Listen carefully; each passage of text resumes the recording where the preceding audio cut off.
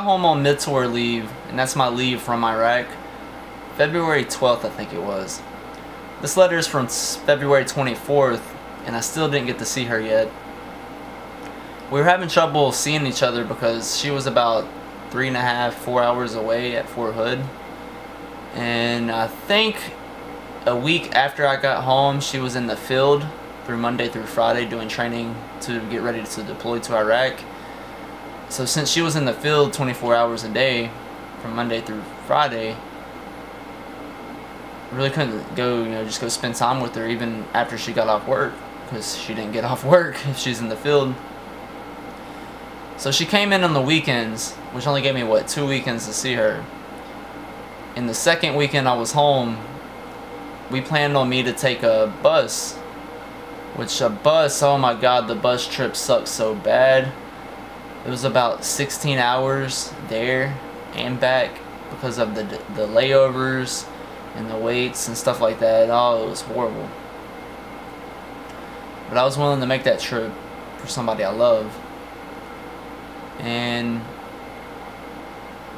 this letter right here is from the first time, the first day I was supposed to take a bus up there, but I didn't get to talk to her yet, and I wanted to get to talk to her to make sure she was coming home on the weekends, so I didn't waste my time going up there on a bus and then not being able to see her and just had to come right back. And I didn't get to talk to her, and I told her, I messaged her that yeah, I would be there that day, but then I changed my mind. And I said, fuck, I hope you didn't go and try to pick me up because I'm not there. I wanted to talk to you first before I came. So if you get this, please write me back. I love you. And she wrote back, I drove around for almost 2 hours trying to find that place. Yeah, she was not happy about having to drive around all that time and not find me. So this last letter I'm about to read off, these are my last words to Kamisha. This is the last words I ever got to speak to her. I didn't really get to speak them, but these are the last words I told her. Before I get to that, I'm going to tell you about how the rest of my leave went. So no, I didn't get to see her that day. She drove around 2 hours to find me, and I wasn't even up there. But as soon as she messaged me back, I told her, yeah, I will be up there the very next day. So I took a bus. I was about to say plane. I took a bus and I left at like 5 in the morning, and it took me like all day. I didn't get there until like night. And finally I got up there. They found the bus station, and I don't know what it was. I don't know if it was just the awkwardness of growing love over the internet without actually having that physical connection, or if it was just because I was fucked up and I felt, I don't know, a little weird around people. Because I was pretty fucked up on leave, really fucked up. But you know how we talked about, when I get home, she's gonna be all over me, kiss me, we're gonna wrestle. Well, when I first seen her, which I don't know why I didn't, but she got out of the car, and it was just like, got out of the car, I was like, hey, got in, put my stuff in the bag, she lifted the seat, she let me in. We didn't even give each other a hug, nothing. Like, I don't know if it was just because she was already talking to that guy that killed her, because since they were in the same unit or something like that. Well, I knew they were in the same unit, but I don't know if they were in the same unit yet, because he asked to get transferred or something like that, supposedly. So I don't know if she was talking to him yet. I kind of think that, not just because of our time together, the 4 hours we spent together were kind of awkward, and how the next day, how it was like she was too busy. She said she had a whole bunch of stuff to do, and she was too busy to hang out with me, and she said it was best if I go home. So they dropped me back off at the bus station, and I took a bus back early. So, you know, it really doesn't matter if she was talking to this guy yet or whatever. It would kind of be cool to know the truth.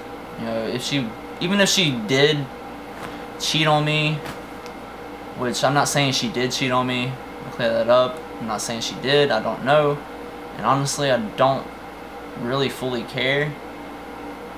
You know, even if she did, if she was talking to this guy, and you know, whether they were just friends, you know, they could have been talking, and they could have just been friends at that point in time, and not been like talking like that, you know. But even if she did cheat on me or whatever, I forgive her. You know, I know she loved me.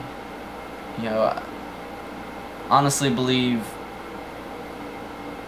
we were meant to split up so it would protect me, because I probably would have been a lot more messed up.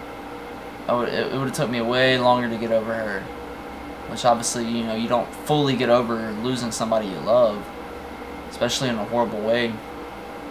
You just learn to cope with it. You know, you learn to just think about the happy moments, and you don't get as sad talking about it or thinking about it, nothing like that. So anyways, she picked me up, her and her friend. We ended up going to a club, and that's where we spent our 4 hours together.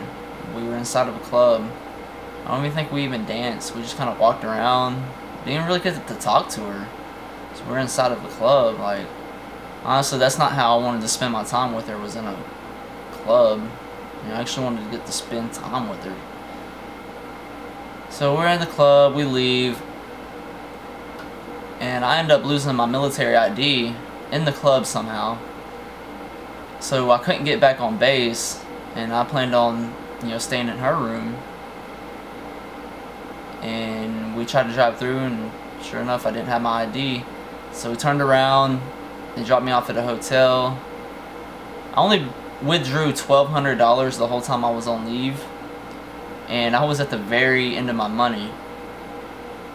And I felt really bad because I didn't have enough to stay in a hotel. I didn't plan on staying in a hotel, and I was at the last of my money, and I was leaving in a couple days, so I didn't plan on withdrawing any more money. So she ended up having to put in some money on the hotel, and I felt bad about that. I mean, this goes back to that letter when she said, you know, I'm scared something horrible is going to happen. And in that video, I'm like, because I'm talking about this moment right here. My whole leave went horrible, and it went horrible with the time we got to spend together. You know, it was good seeing her, but I wish it would have been better. So stayed in the hotel. We didn't get there until like 4 or 5 in the morning. I slept a couple hours because we stayed up texting a little bit. And I was kind of thinking the whole time, I was like, why didn't she stay with me? Like, that's the little things that make you question stuff. It's like, why didn't she stay the night with me if she wanted to see me so bad, if she loved me so bad, you know? Wouldn't she want to stay with me the night? Or why would we want to go to a club, you know? I don't know. So anyways, the next day she comes at like 9 o'clock, get out of the hotel, and she said, well, I have a whole bunch of stuff, I have to go pay bills, it's a Sunday. She's going back to the field the next day, and she had some squad meeting to go to or something like that, and she's like, you know, it'd be best if you go home, you know, since I'm so busy. One thing I just remembered too, I haven't thought about this in a while. So I left and dropped off at the bus station. And when I was sitting there, I don't know if it's just all the stress of me being home and not eating.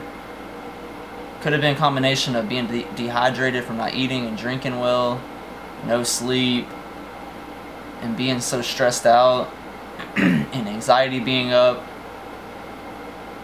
I literally got sick at the bus station. I had to get them to call an ambulance. And they took me back on, they put me on post since I was in the service. And they took me on Fort Hood, I was telling Kamisha, you know, I'm sick, I'm at the hospital. I was hoping she would come see me, so I wanted to see her one more time. But she didn't come see me. And I forgot what they did. I wasn't in the hospital that long. Released, got the bus ride back. It's like another 16-hour drive or ride from all the layovers. Well, then I ended up getting sick again. Like, I couldn't sleep on the bus. I was uncomfortable. My stomach was hurting. When I got to Houston, which I had to wait for one more transfer, I was in Houston, and this is in the Greyhound station in Houston's in like 5th Ward, which isn't that nice of a neighborhood. There's a lot of crime and stuff like that over there. Well, I ended up getting sick again. I mean, I went outside to ask taxi drivers to ride me and bring me to the hospital, that I needed to go to the hospital bad, and none of them would take me because, you know, a lot of people in this world are just about money. If they're not making money off of it, they don't want to help you out. So I ended up walking like 3 miles. It wasn't 3 miles, it was about 7 blocks or something like that. It was at least a half mile or a mile. Pretty good walk. And, you know, I'm sitting there sick, I'm carrying all kinds of bags. Well, I'm in the hospital for like 2 hours, and pretty much I got a Tylenol. That's all they gave me, because I had to try to go make my, I didn't want to miss my bus and be out there longer. I was just ready to get back home. Well, get back home, and this is where things started going downhill with our relationship. Like, I get back to Iraq, and for like a week or so, about a week and a half, I never heard from her. I didn't hear anything. She wouldn't respond to my messages. Couldn't get a hold of her. You know, and I was getting pissed. And it's kind of the anger, being stressed and not feeling good, you know, leave going horrible.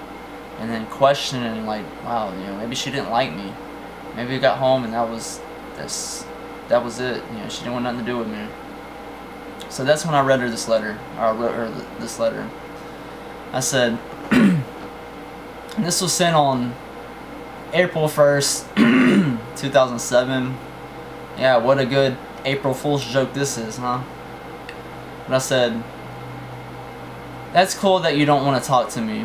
An explanation to why would be nice, but I know I'm not going to get one, so fuck it. Would be nice if you would stop playing these childish games. It just pisses me off that every word that you ever told me was a fucking lie. I knew you were just fucking with me. I'm a dumbass and trusted you. Always telling me you were too busy, telling me you loved me and how you couldn't wait to see me. That was all bullshit. It would have been nice to know all this before I went on leave. Then maybe I wouldn't have wasted both of my weekends. You don't care though. Good luck with that person from Hood you're fucking with. You could have told me, trust me, wouldn't have hurt me none.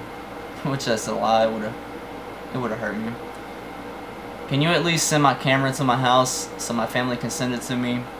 I'm not keeping my promise about being there for you when you get over here. Why should I? You haven't done shit for me. Good luck with everything.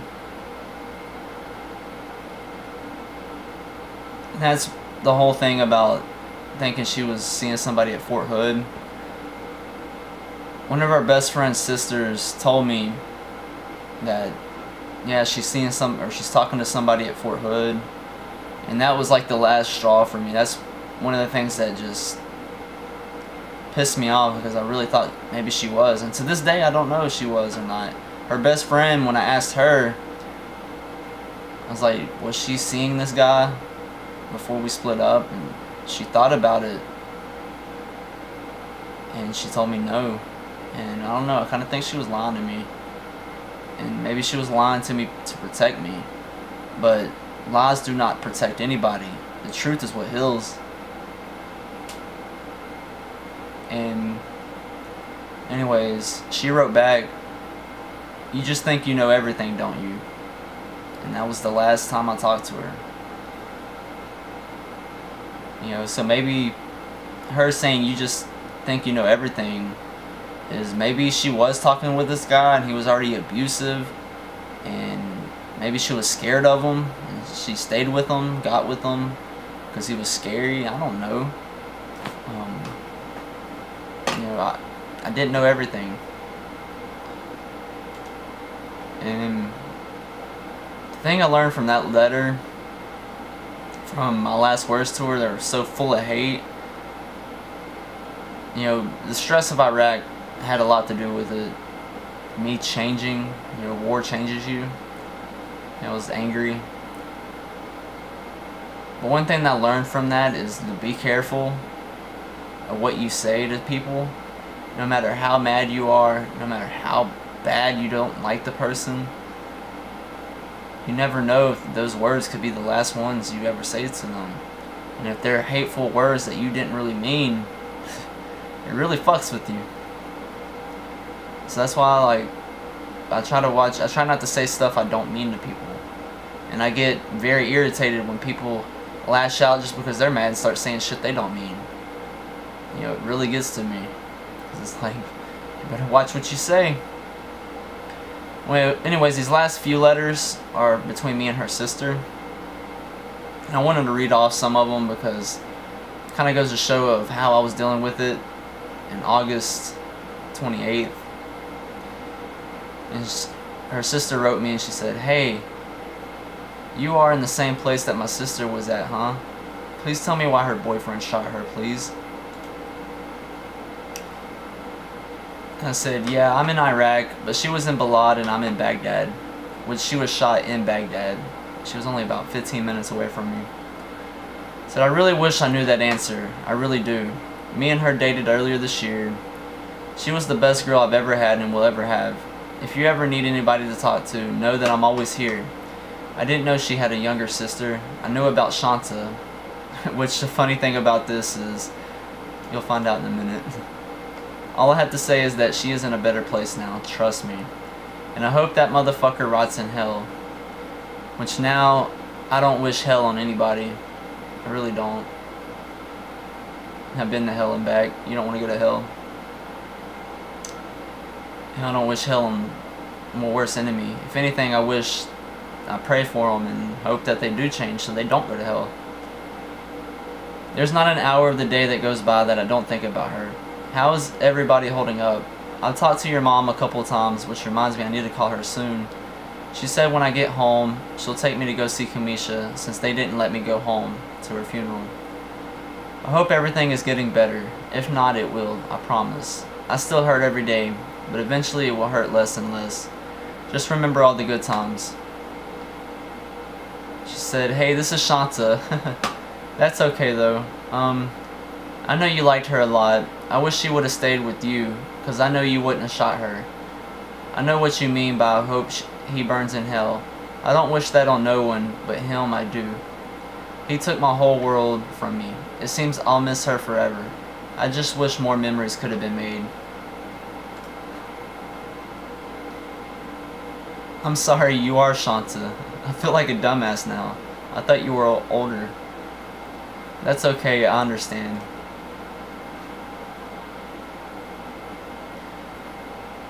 No, I didn't like her a lot. I loved her a lot. And there's no way that I would have shot her. Just know that you will meet up with her again. She's watching over us. I found out why things didn't work out between us. Because when she gets too close to someone, she tends to pull away. She's made me a better person though. I'm a lot more positive and I can't stand negativity anymore. I know what you mean, but I wish we could have had a lot more memories. Your sister was the greatest. She made me so happy. Like your mom told me, she wouldn't want us to be sad. Just remember the good times and know that you will see her again. Yeah, I know what you mean. When you say when you say she pulls away. It's like she's scared to love someone. She had a great funeral. Nobody is going to play bagpipes or shoot guns when I die. So mom said she'll shoot a shotgun off for me.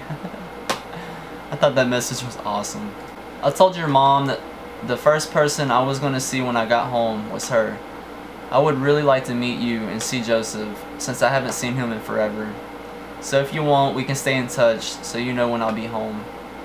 And yeah, Kamisha's mom was the very first person, well of course after my dad, was the first person I seen.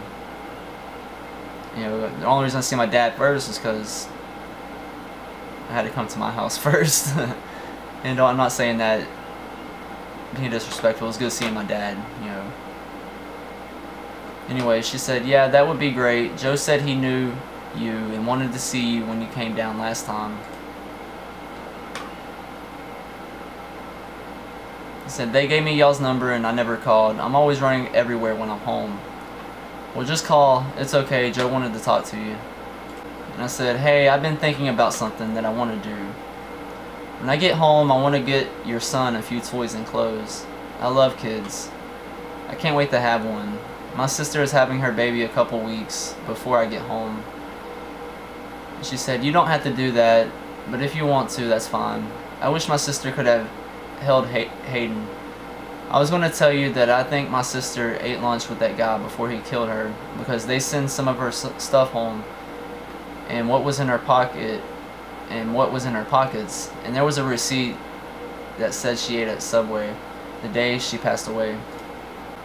Y'all might be wondering why I had a little teddy bear on my bed. No, I usually don't keep that teddy bear all the time. It was there for a reason. It was there because you'll see after this message. I think that's why I couldn't help but cry when I seen the pics of you and her when you were pregnant. I knew she would be proud of you. Can you do me a favor? I was wondering if they were ever going to send her stuff home. I got her this white and red bear holding a heart that says I love you this much. And it's actually, it wasn't holding a heart, it's his hat or his shirt says I love you this much. And it's actually a gray bear, not white. And it says, I got it from over here right before I came home in February. I was wondering if she still had it. If it's there, could you keep it for me till I get home? I would really appreciate it. So how are you holding up? Said, they only gave us the stuff that was in our pockets, but if they do send it, I will keep it for you. I'm doing okay.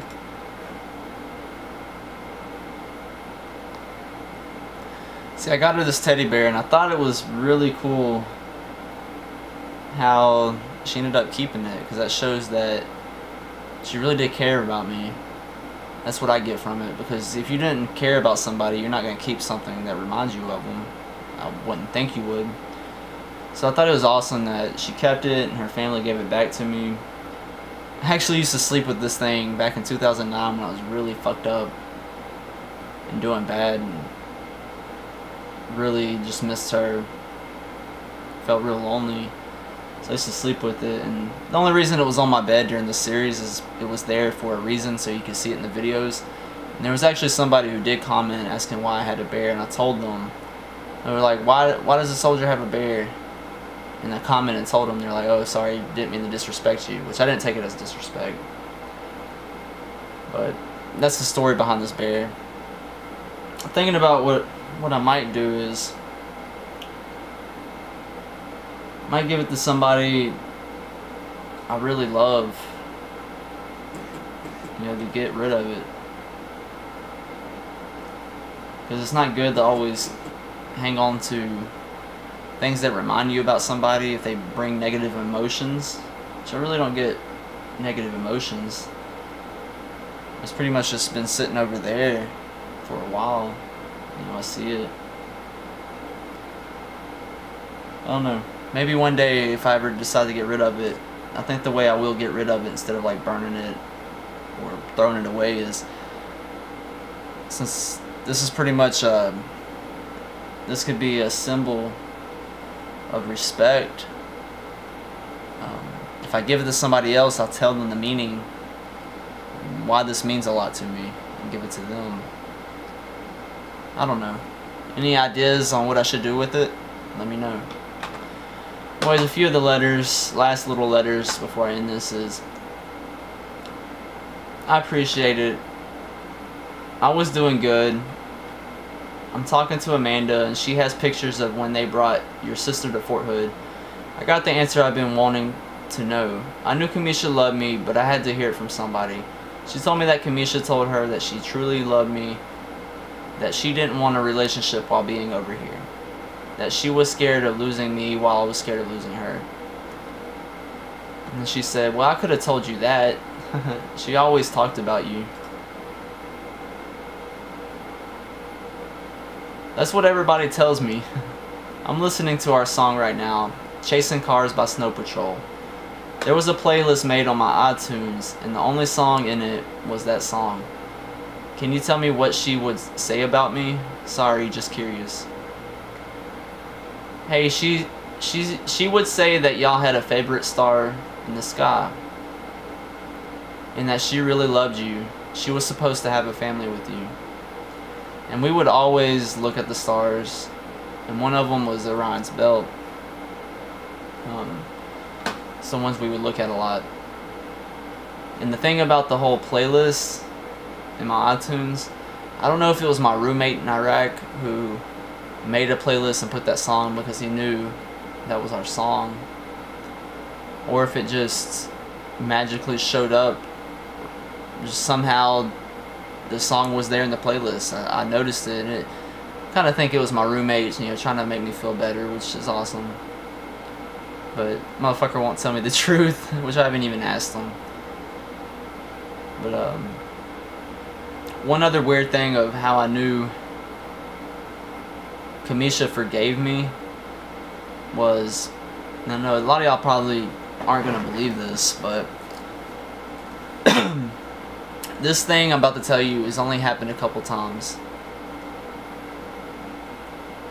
To sum it up, if you want more detail of it, go check up. I did 2 videos about Kamisha, explaining what happened to her, and also I went to her grave for the first time, and I think the link to that is in the description on that video, the RIP Kamisha Block video.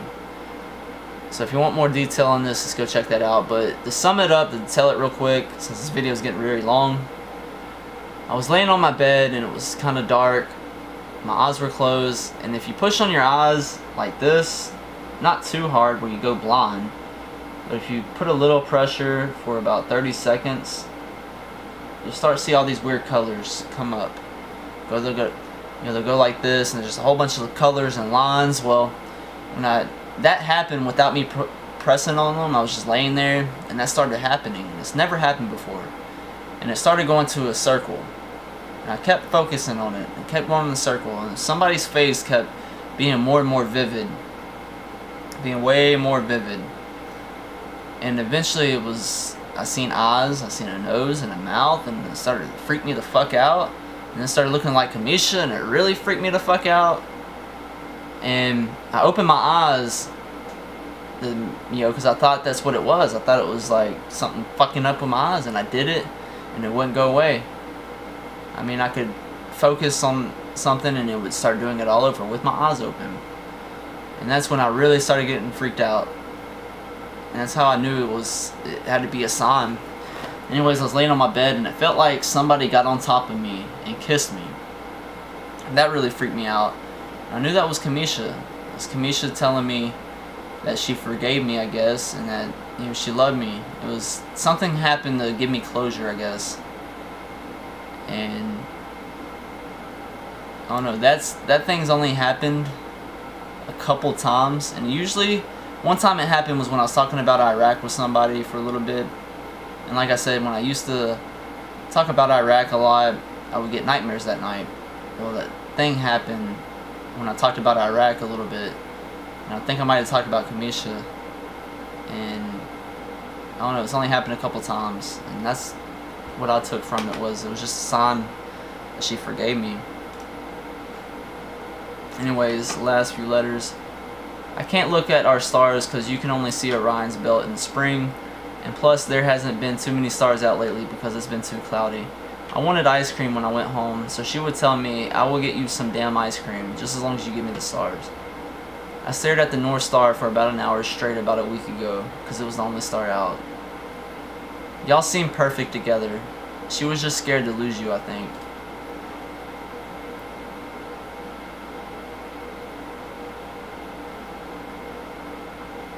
And I'm going to leave it off there. That's not too many letters between me and her sister, but I don't know, I hope y'all really enjoyed this series. I think I I went a few days without finishing this because I think the series kind of got to me. And I don't think it was just the series, but I was getting upset and I needed to get away from everybody. So I took a couple of days. It took like 2 days. I didn't really talk to anybody. And then I took this weekend, Memorial Weekend, to go hang out, have a good time, get my mind right. And I had a good time, and I figured out a whole bunch of stuff, all for the positive. And I think this series was really kind of a closure. And hopefully what I can get from people is, I want people's opinion on what you thought about our relationship, and maybe some words of advice, you know, what you might think, or your input on whether you think she loved me and stuff like that, because all that input, it really does help. Like I said, I really think the series helped out with getting that final closure. Anyways, everybody who watched this whole series, I really appreciate it, and I'm sorry for this long ass video, but I wanted to finish this in one video, get this series over with so I can work forward on Operation PTSD. That's what my mission is this summer. It's focusing on PTSD, curing myself, and hopefully healing a lot of other people. Anyways, I hope everybody had a fun and safe Memorial Weekend and a Memorial Day. And R.I.P. Kamisha. I love you and I'll never forget you, and I miss you.